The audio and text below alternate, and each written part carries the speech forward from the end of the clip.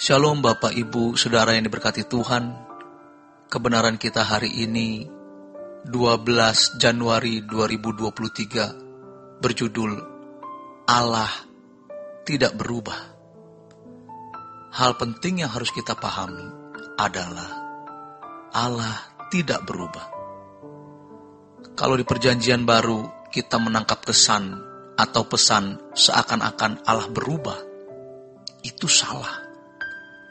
Pemahaman salah ini memang sudah terjadi sejak abad kedua. Ada saja pemahaman yang keliru mengenai Allah, yang juga akibat dari filosofi Yunani. Filosofi Yunani itu mengenal Allah yang baik dan Allah yang jahat. Allah Perjanjian Lama bagi orang Kristen yang telah tersesat pikirannya, itu dipandang sebagai Allah yang kurang baik. Tetapi Allah Perjanjian Baru itu Allah yang baik, yang bisa dipandang lebih tinggi. Pemahaman seperti itu salah. Yang benar, Allah Perjanjian Lama juga Allah Perjanjian Baru. Allah yang sama, yang hakikat dan sifatnya tidak berubah. Jangan sampai kuasa gelap menipu kita. Allah tidak pernah berubah. Dulu, sekarang, dan sampai selama-lamanya. Allah Perjanjian Lama, yaitu Yahweh atau Elohim Yahweh, itu sama dengan Allah Perjanjian Baru, yang kita panggil dengan Bapa. Maka, kita bisa menyebut Bapa Yahweh, Elohim Yahweh, sama, yang juga dipanggil oleh Tuhan Yesus sebagai Bapa. Kalau kita mengatakan Bapa dari Tuhan Yesus, itu Bapanya Tuhan Yesus. Allah tidak berubah, dan itu konsekuensi yang tidak bisa dihindari, karena kita diciptakan oleh Dia. Jangan melawan Tuhan. Jangan bersikap tidak patut kepadanya. Ini konsekuensinya. Tuhan membalas kepadaku sesuai dengan kebenaranku, sesuai dengan kesucianku di depan matanya. Terhadap seseorang yang setia, engkau berlaku setia. Terhadap seseorang yang tidak bercela, engkau berlaku tidak bercela. Terhadap orang suci, engkau berlaku suci. Terhadap orang yang bengkok, engkau berlaku belat-belit. Mungkin ada yang mencoba mendebat atau berargumentasi. Firman Tuhan mengatakan di Perjanjian Baru, walaupun kita tidak setia, Dia tetap setia. Benar, selama kita masih hidup, walaupun kita tidak setia, Dia tetap setia. Tapi, kalau terus-menerus tidak setia, akhirnya kita menyangkal Dia, Dia menyangkal kita juga. Kalau kita sampai akhirnya tidak setia, maka Dia tidak setia juga. Ini kebenaran yang mestinya menggetarkan kita. Tuhan membalas kepadaku sesuai dengan kebenaranku. Ini dinamika hidup yang harus dipahami. Allah tidak berubah. Berharga sekali kebenaran ini. Berbahagia kita yang mendengar dan mengerti. Tapi berbahaya bagi yang tidak mengerti, tidak mau mengerti, dan tidak melakukan. Tidak mungkin Tuhan tidak bertindak. Kalau kita misalnya berbuat kesalahan dan tetap hidup dalam kesalahan, maka itu berbahaya. Jangan berbuat dosa.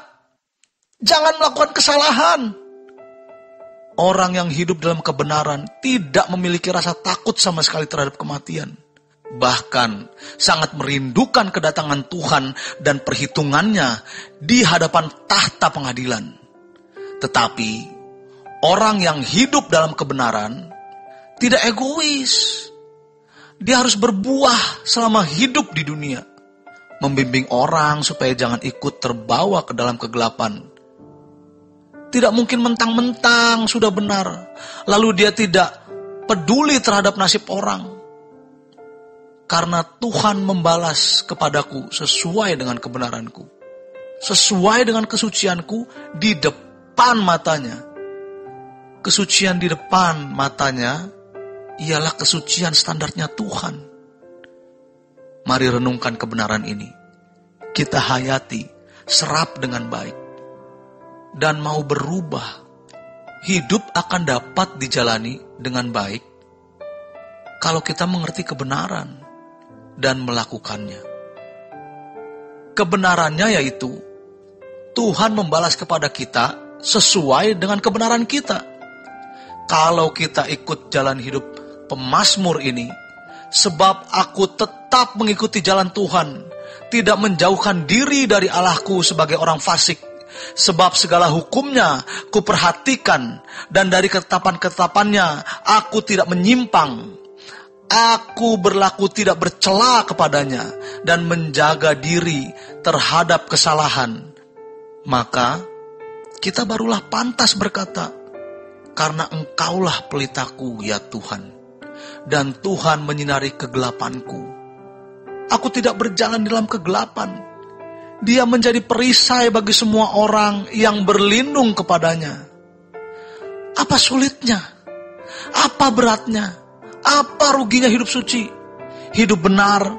Tidak ada kehidupan yang lebih indah selain hidup dalam kesucian Tuhan. Apa kata orang terhadap diri kita? Jangan itu mengganggu jiwa kita. Sebaliknya, itu menjadi berkat. Yang penting benar-benar kita hidup tidak bercacat, tidak bercela di hadapan Tuhan. Hari ini sampai selama-lamanya. Yang masa lalunya buruk, jangan diingat lagi. Karena dapat mengintimidasi kita. Setan mendakwa, kamu tidak bisa berbuat baik. Kamu tidak akan sempurna, dan seterusnya. Jangan dengarkan. Tuhan mengampuni. Tuhan melupakan. Tuhan memandang bukan kita yang kemarin. Apalagi 10 atau 15 tahun yang lalu. Bahkan bukan 3 bulan yang lalu. Tuhan memandang siapa kita hari ini. Dan bisa menjadi apa kita nanti. Jadi, kalau kita punya dosa hari ini, apapun itu, akui. Bereskan supaya kita jangan bengkok.